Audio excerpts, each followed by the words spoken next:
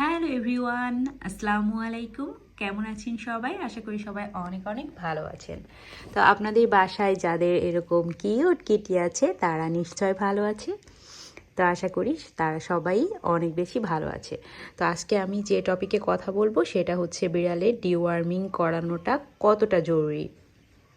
একটা বিড়াল আমরা যখন বাইরে থেকে রেস্কিউ করে থাকি, এই বিড়ালদের সাধারণত অনেক বেশি কৃমি থাকে পেটে, যার কারণে বিড়ালটাকে নিয়ে এসে আপনি যখন খাওয়াবেন বা আদর করবেন তার পরপরই 2-1 দিনের মধ্যে দেখবেন বমি করছে বা পেট অনেক বেশি ফুলে গিয়েছে, খাবার খাচ্ছে না, বমির সাথে কৃমি দেখা যাচ্ছে বা পটির সাথে কৃমি দেখা যাচ্ছে।